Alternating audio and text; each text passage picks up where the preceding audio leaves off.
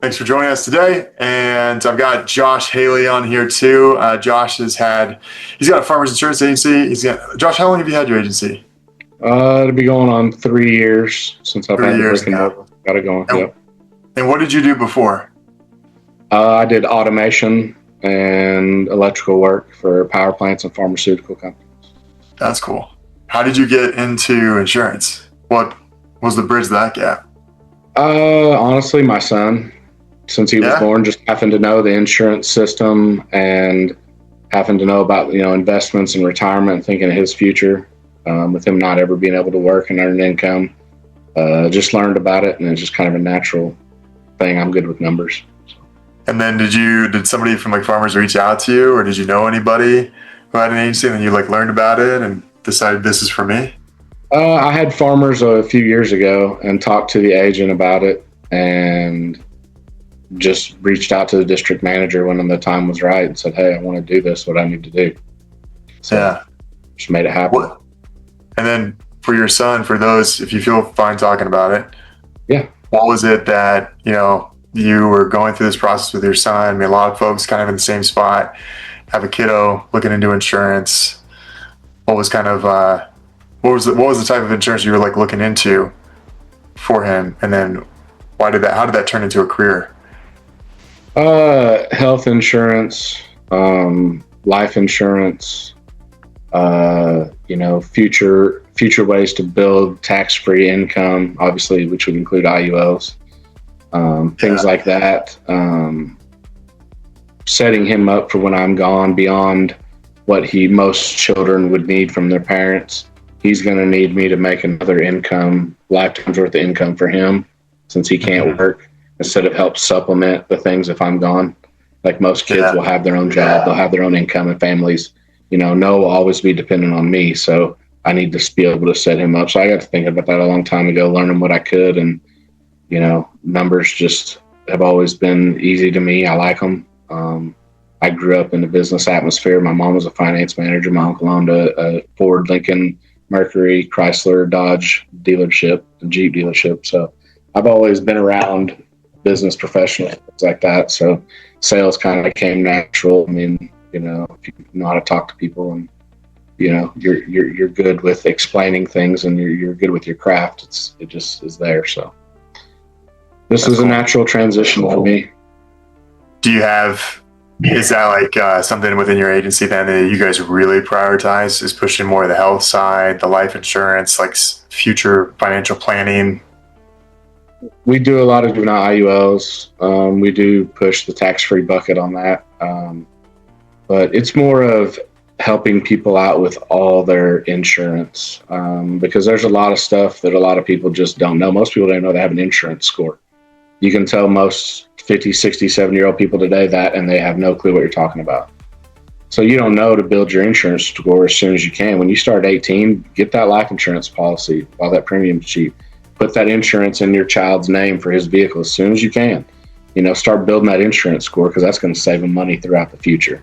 And that's the things that we teach people. So those are the little things that I just learned throughout, things about life insurance, things about, future planning, that I just share with people through what I do now, that just helps me give the whole package, and really get down to, to grassroots with them on their level of why we need this, what's the right path, and they know they can trust me because they see I have the experience, the real life experience, not just out of a book.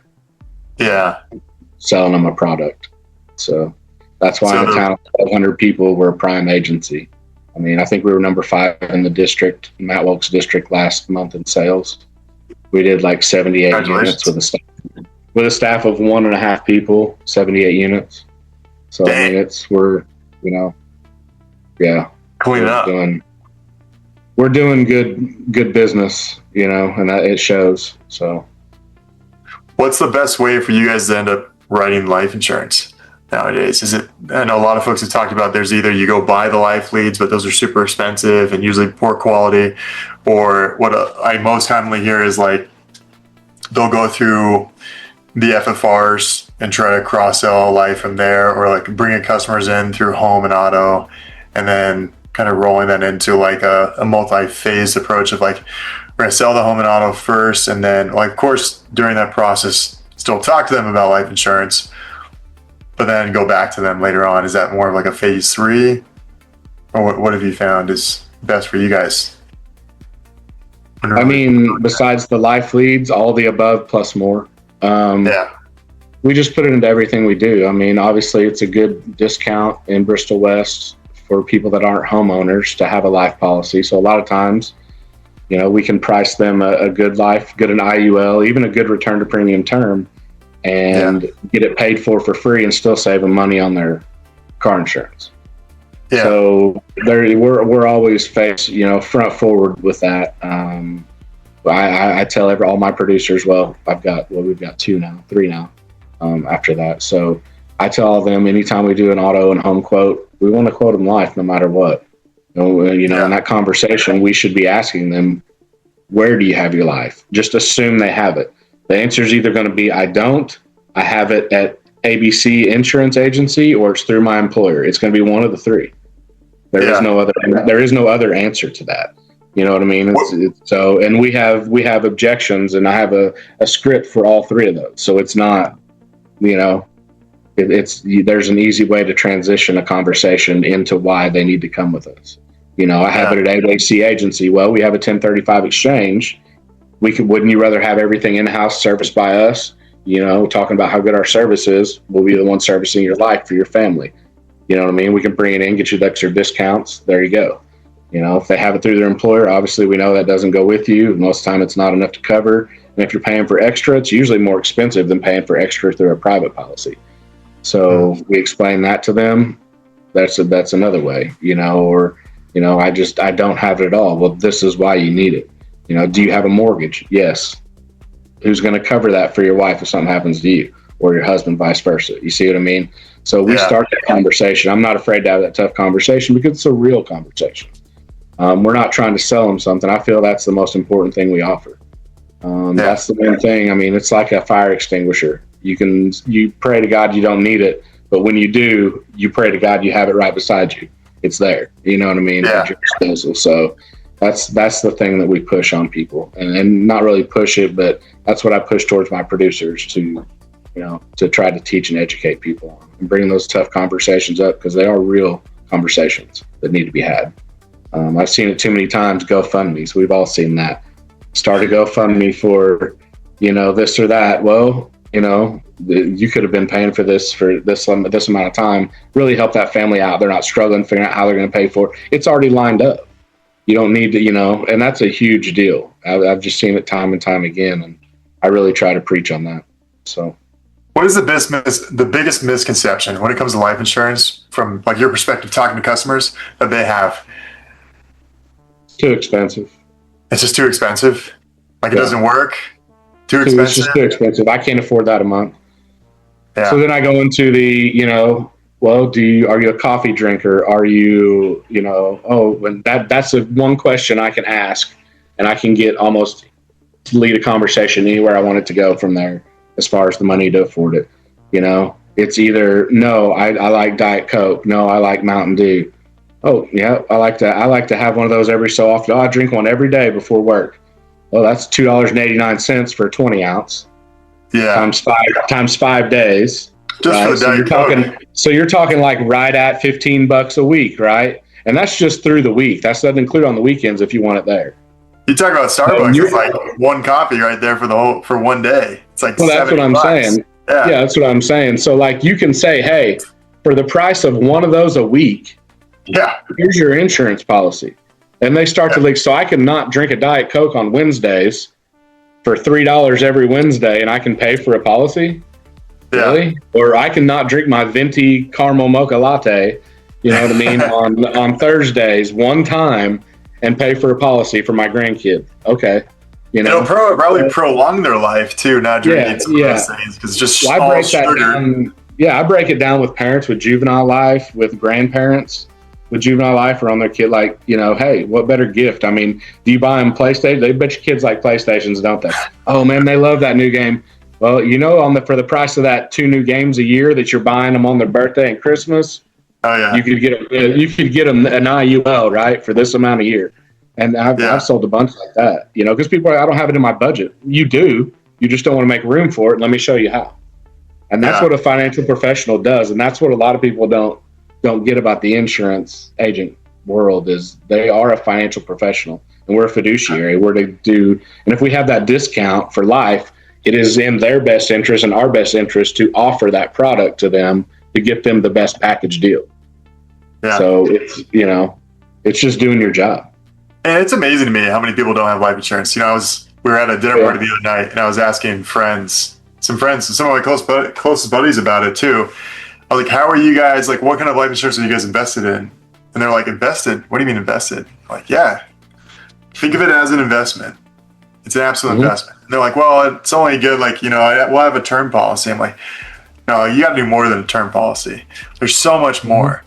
We'll kind of get into talks about, of course, I geek out on like infinite banking and that kind of thing. And there's so much that you can do, from just paying off your mortgage, or if you need to go buy we bought my wife a new Ford Expedition, and because we, 3 kids and they're just getting bigger. And instead of going out and financing that through a bank where I was going to pay a ton in interest, I could just loan it against myself as my policy, and just pay right back into it, and then I keep all that money. So much better. Yeah, it's brilliant. People have no idea. I don't know if I do.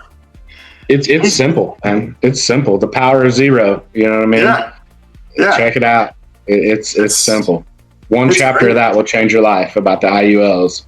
You know what I mean? Tax-free bucket. It's overfunded. It's very easy. What's the least amount that you can get, and just put as much in as you can. Oh yeah. And that's how I sell them. I go off budget. They're like, well, what's the quote? Oh, well, here's what the premium is, but what's your budget? That's what you really want to do. Yeah. How much can I put into this every month and be good? And even what do you want $50? Yeah. What do you want to put into retirement? I have people putting $250, $500 a month in, and their premium is like $30, $40 a month. You know what I mean? And they're putting that in, overfunding it because they know it's building that tax-free bucket, man. Put that 401k that's going to ride the market, that's going to go up and down, and then they're going to have to pay 20 to 40% tax on, depending on when they retire, how much they take out, all this different stuff, right? Or you can just overfund an IUL. You pay a little bit on the upfront, you know what I mean? Not any more than what you'd pay a broker. In fact, it's usually less than what you would pay a managed fund, right? So you get that out of the way in the beginning, and then everything is tax-free, man. You just take loans, and you're saving 20 to 40%. So every 100,000 you can take from an IUL versus a 401k, you're saving 20 to 40,000 right off the top. Oh yeah, it's it's just, and it's going in an index fund. It's invested in an index fund. So I mean, it's where this is a little personal, but I'll share. We're going to be homeschooling my oldest son, who I was telling you about, Declan. And one of the reasons, and I've got 3 of them, but one of the oldest one here, one of the reasons why we're doing that is because they don't teach this in schools, financial literacy. And there's just so much that by the time that he's 18, I want him to be aware of like how to manage a portfolio, how to manage a budget.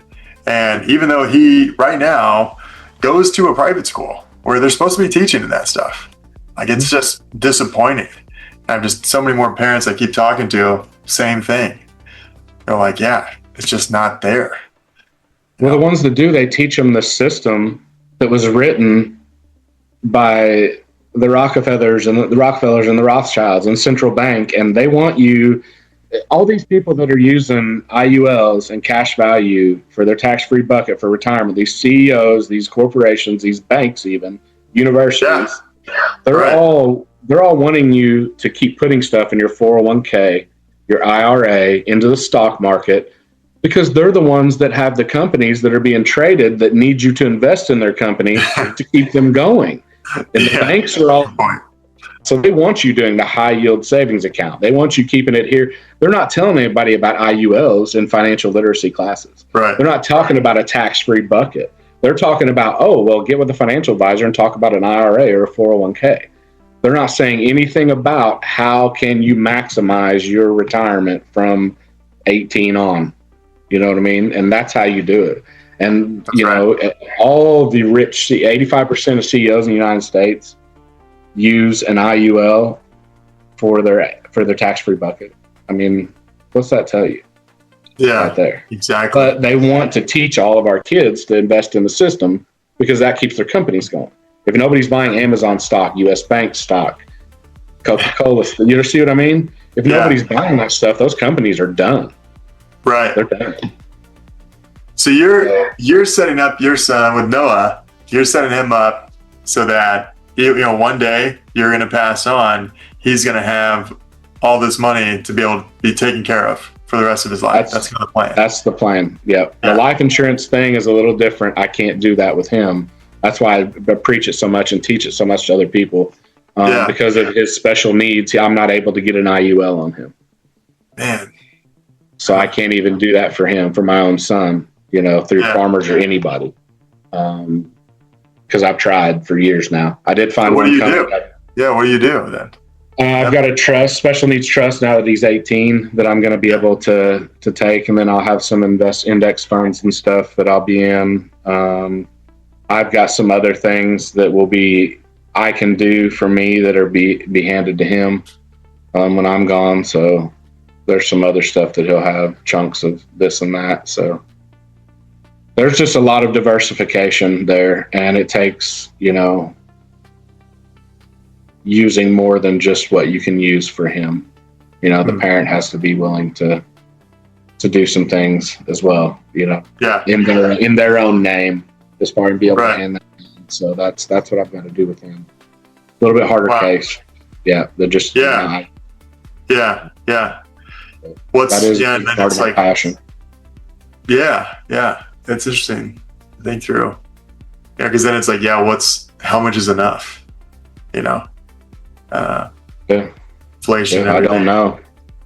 Yeah. Yep. I guess you just I don't know, but I mean, inflation now is 3.8% around in there. And you got, all these institutions preaching to people, put this in this 3% to 3.5% high yield savings account.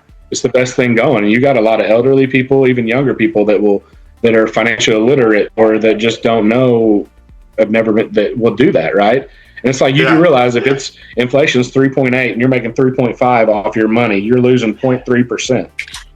Right. You're literally losing money, even though you're technically on paper making money. Because you're losing it, you're not even keeping up with inflation. So you got to take inflation, take that out, and then that's exactly what you're making. So if inflation's 3.8 and you're making 10.8, you're actually making 7%. You're really not making 10.8. Yeah. So you got to account for that, and most people don't. And that's where that tax-free comes in, because you can invest a little less and you can afford to not take the risks, and you're still going to get more because you don't have those taxes you're going to be paying. Yeah. And in the end, that's the killer, man. I think one of the things it's good for people to listen to you talk through this is because you're not just trying to pitch a product. This is personal for you. You're talking from real world experience that a lot of folks probably never even go through because they don't have a son that is blind, has autism, and has a hard time communicating, right? But for you, you do, and so it's really a blessing, that you can be this crazy blessing to so many people, so many families, and that you can properly say, hey, I'm not trying to just sell you a product. I'm really trying to help you guys get set up. From experience, this is what I found works, and it's more than just me making a commission off this. Yeah. Right. Yeah. That's exactly what cool. it is. Yeah. It helps. I feel like it helps people trust you more. Because there's a lot of skepticism around. Yep. A lot of skepticism around insurance for sure. Yeah. And a ton. And my whole staff operates the same way. So, I mean, Sarah, Sandy, Shannon, they all operate the exact same way. It's education and honesty and, value above everything. So. Yeah, that's cool. It's cool. Well, thank you for sharing that. I wanted to talk a little bit about it because life insurance is such a big topic, and it kind of rolls into this too, because I know what we're doing together is really pushing more of like the home, the auto, and then eventually later on it leads to a life insurance. But yeah, let's talk a little bit about that too. Okay, so you started at, what was it, like 3-4 months now? You started doing AI calling. Yeah, this will be, well, 2 months, 2.5. I think we started in the middle of the month, so it's like 2.5 months, something like that. Okay, so it's only been 2.5 months. And talk to me a little bit about like what's that experience been like? You implemented an AI agent to start making phone calls on behalf of the agency, and it's mainly calling age data, right? Mm-hmm. Yes. Yep. Calling age leads, our cold list leads, what we call our cold lists and hot list leads. Yeah. Probably get into some more ghosted quotes and things like that too. Just use the data.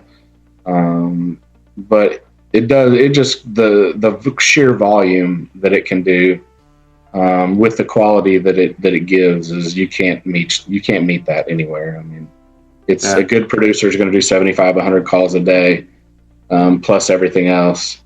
And when this can do hundreds and hundreds of calls a day, it really makes it easier on them too, especially when the transfers go through, things like that. It makes it way easier on my producers, more efficient.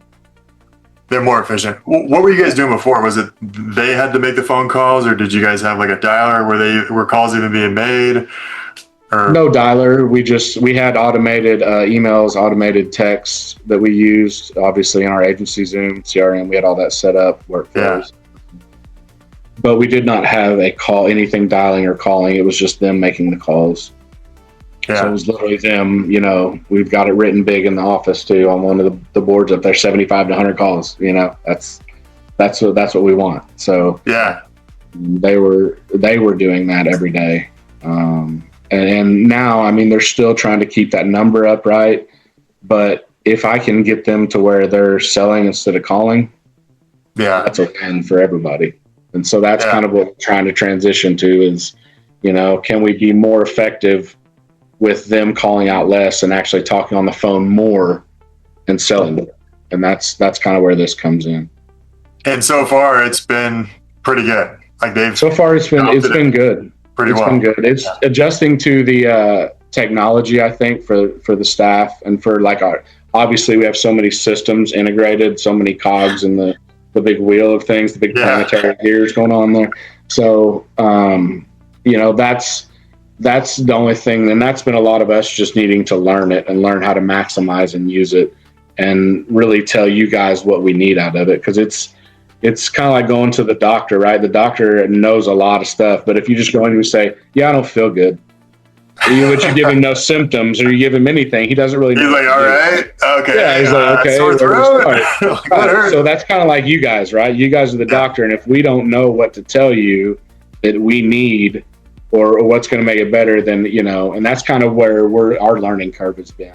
And that's what we're doing. You guys have been great though.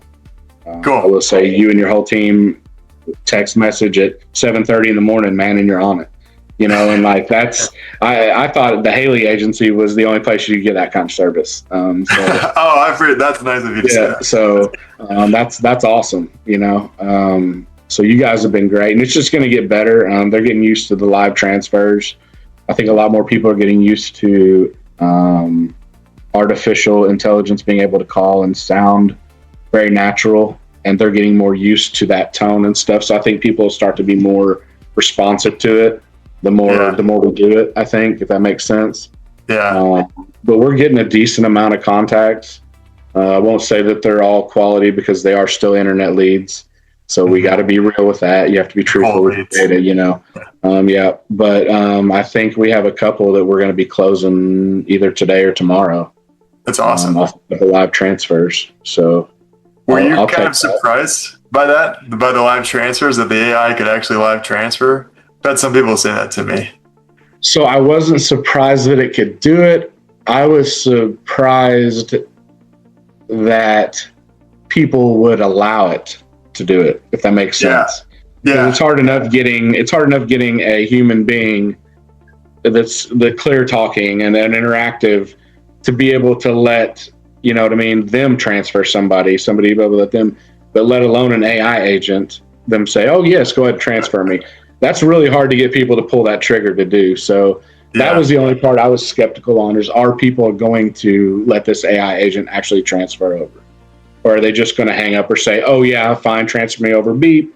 You know what I mean? Yeah. So, but you know, I think it's definitely catching on, and the quality of the transfers are catching on to where I think people are getting more used to that. And I think it's showing, definitely. It's going to start showing a lot more in the sales too. Because not everything's in the sales. It's more in the quality conversations.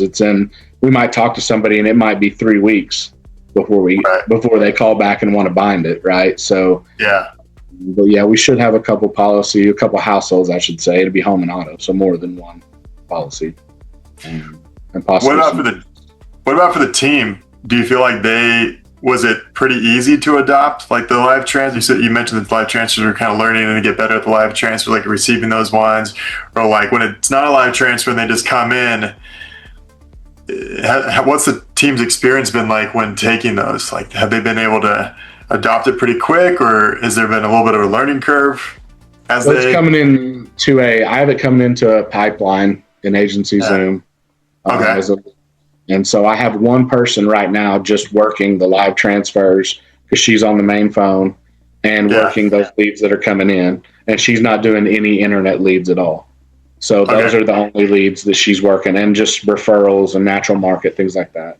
So she's just, again, the technology part, trying to learn and get her routine down with everything with that. Knowing, hey, this person was a live transfer, this person, we got to figure ways to kind of be able to go in and tag that and know that and work with the emails that are coming in to have them flow with agency Zoom.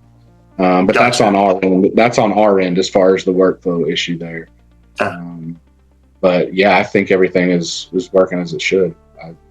I think it's. Are you running home and auto, or is it more of one or the other? No, I mean, we do both. If we're quoting somebody an auto, and all the leads I buy autos that are homeowners. Okay. So you're doing, you got both.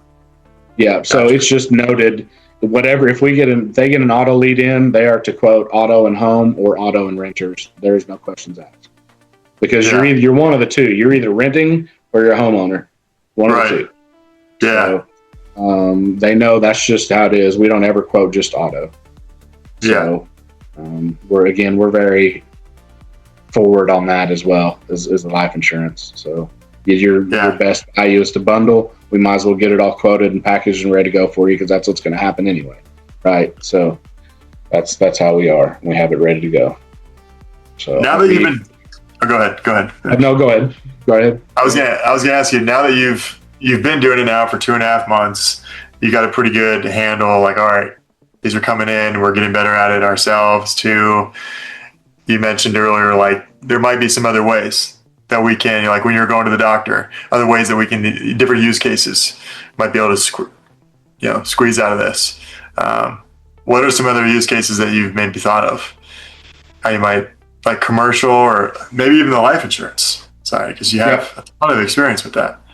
Yeah, so the life, they should be asking that question when they talk to them on the phone. Again, where is your life insurance? Just assuming they have it, right? That's the question they ask. Not do you have it, just where is it?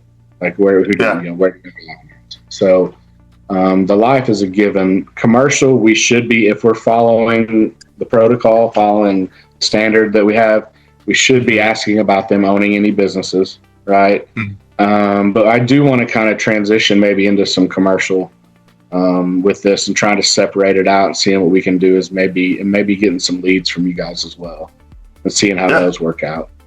So there are some things that, I'm thinking about doing as well. Cool. So, do you guys do much with commercial properties? Yeah. You do? Yep. Okay. Yeah, we have a lot of landlord policies.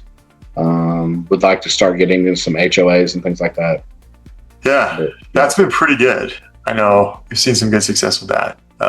It's probably the most lucrative thing that I'm seeing people do right now is the commercial properties. Albert Smith, who's a farmer's guy out of California, he texted me on Saturday that he got one opportunity here. I'll tell you in a second. I think it was like $45K. Oh, you got one. Well, you got two. Yeah, he said here, he's like, yeah, I got one with a construction company with over 100 employees. He's like, that could be a good one. He's like, I'll get their auto, their workers' comp, general liability, and umbrella. And he said they also have some properties. Then he got another one. It's like, oh yeah, I got another solid lead warehouse that's also 5 buildings. And they also have the fair plan for commercial. So he's like, I'm almost positive I can win that one too. Like, yeah. So yeah, there's some good ones there too. Yeah. Okay. Yeah. And those were leads from you? Yeah. Those were leads from you guys? Yeah, that's great. Yeah. How that works is we just grab like a list of commercial properties and we clean them, and then we set up email domains as you and just send it out. It runs through a drip sequence, and average opportunity is like 30 to 40K on those ones. And for every 100 emails that we send out, we always end up with at least one. We have an average interest rate of 1.5. The last 3 months, it's actually bumped up to about a 1.7% interest rate. But yeah, if we put in 1,000 contacts, we're going to get 10 to 15 commercial property opportunities, and they're like $1 per contact. So say it's $1,000, you just got to close one out of the 10 to 15, Mm-hmm. Yeah. And see, I was thinking about doing something in like a state that is more populated, things are new, because commercial property around here, everything is renovated. It's nice, but it was built too long ago to get a really good rate in commercial through farmers. Yeah. Right? So that's the only hang up that we get around here. So I was wanting to, and I'm licensed appointed in 7 different states, but I thought about trying to get licensed or getting licensed and appointed in California. Yeah, California's good. Yeah, what are the other states that you're licensed in? Missouri, let's see, Illinois, Indiana, Missouri, Michigan, Tennessee, Alabama, Kentucky. Okay. Yeah, Alabama and Missouri are super strong. Indiana's been pretty good. Weirdly enough, Alabama. I ran that one we've got 3 folks that are licensed in Alabama, and I honestly wasn't expecting much out of Alabama. I'm like, how many commercial properties are there in Alabama? They're not doing a bunch of building out there, are they? And man, they cleaned up those guys out there. Gulf Shores and Orange Beach. Holy. Foley, Alabama, and Tuscaloosa.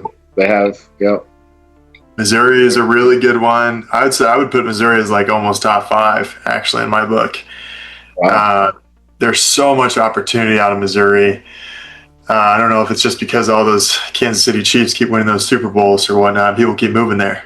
But they're just building up there, and that's been good. And especially if it's less than 50 years old, then you can place it with farmers a lot of times too. So, pending some other things. But yeah, Texas tends to be pretty good. We got a lot of folks out in Texas. That'd be a good one. Colorado has been a good one. High premiums. You want to always have like a good safety net outside, which we have some wholesale relationships that we'll connect folks with. If they can't get it right with farmers, then we'll say, hey, there's 2 folks that I know that they do wholesale. They're former farmers' employees and or agency owners. Actually, one's even a district manager, former district manager with farmers. And then he went and started his own wholesale brokerage for commercial, just to say like, hey, look, there's 13,000 farmers agencies, and if farmers doesn't take it, they got to go somewhere to make sure they get still some kind of return back for it. So his whole mission has been like, I'm just going to go help service all the farmers agencies and help create this safety net of commercial business that says, hey, look, run it through farmers, but if they don't take it, call me. We'll try to place it somewhere else. He's got like 40 different carriers he tries to put them with. So, nice. That's pretty cool. Yeah. You guys have a brokerage set up then on the outside, or are you still looking to maybe do that in the future? Yeah, there's Craft Lake and stuff that we have, USLI, CRC, thing people like. So we have plenty of places outside that we can go to, Next, Leo, things like that. So yeah, there you go. Okay. Yeah, we'd rather keep it in farmers though. I'd like to just write workman's comp in farmers. That would be where it would be. That's a sweet spot, but it's hard to find workman's comp leads, and the NCCI lists they're kind of sketchy. So yeah.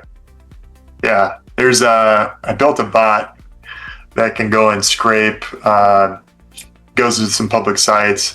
I've got it in like 40 different states, so not all 50 yet, but it goes and pulls like businesses, information, cross-references it with a couple different other states and some validation tools that figure out X dates and, for workers' comp specifically. Mm-hmm. So a lot of this data too, they have like it's on social media, Facebook, LinkedIn. We can pull, they say when they established the business May of 2016. And so a lot of times it will just be the month and the year, which is fine. So we don't always need the exact date, but as long as we know within sometimes like 30 days of May, so assume like June or even April, then we can make sometimes like an educated guess in that regard. But then pull the phone number and email, run it through some automation, either have the AI call out or have it run through like email or text. And it's cool, man. It's a great age that we live in. Yeah. It's like all of us that have the experience of just like dialing for dollars, we actually get to appreciate this AI now. The younger generation doesn't quite, I feel like, appreciate it as much as we do. Yeah.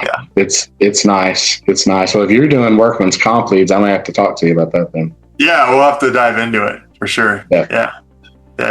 Are you mostly looking for construction or just like anything that farmers will write, like retail or I want offices? The top 5 that farmers will write, you know what I mean? Like that way it's for sure we're gonna have good rates. We know it's gonna be covered, and I want to go after and target. So that's where we're at. Definitely. Big plan. Yeah. Yeah, we'll definitely have to get into that. We should run some LinkedIn automation too, because that's really inexpensive. You can get that for like a couple $100, and that'll target 1,300 businesses. So you can filter down to the specific industry that you want, and even do like a radius search, and then it'll pull in the cell phone numbers and emails. LinkedIn Messenger is a bot that we have that goes out and like does all the touches, and then it pulls in their cell phone numbers and emails, and it gets them to opt in. So it makes it a lot easier to write business. When I worked at DocuSign and some of the other software companies before starting this whole thing, that was my secret sauce to getting in front of like enterprise businesses. Because if you try to call into some of those businesses that have 100+ employees, forget about it. Like you're never gonna get past the gate, the gatekeepers and everything. So you had to get really creative, and that was always my one thing that I never told anybody about, to kind of get in the door. And now basically we're doing the same thing for farmers agencies. Yeah, that's awesome. I think it's great. Definitely will help an agency, especially a smaller agency like mine. I wouldn't say necessarily small, but just a one in a rural area where I don't have the opportunity for that many natural touch points with people. It's a game changer for me, Yeah. If you can just be chilling at home and not having to go door knock, like a lot of folks are doing. Yeah. And there's no doors around here to knock really. So that's my point. Like we don't have a lot of doors to knock. So this is, if I did, I wouldn't mind it, but we don't. So that we've got to do things a different way, so this is definitely going to help, I think.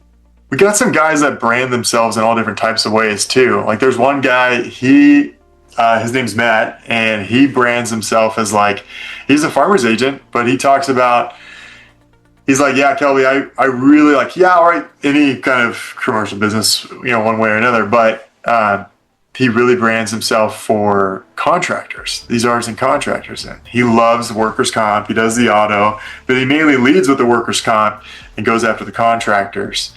And he's like, nowadays, he's like, I know it like the back of my hand, and then from there, like he'll cross sell into other things. But there's another guy he's independent and he does something a little weird, but he just goes after cannabis businesses. So we leverage like some of the automation, pull the data in for cannabis businesses, and then he just targets, because he's got this carrier that he gets like, he'll make I think it's like 30 to 35% commish off of that, just by getting a bunch of cannabis businesses. What carrier is that?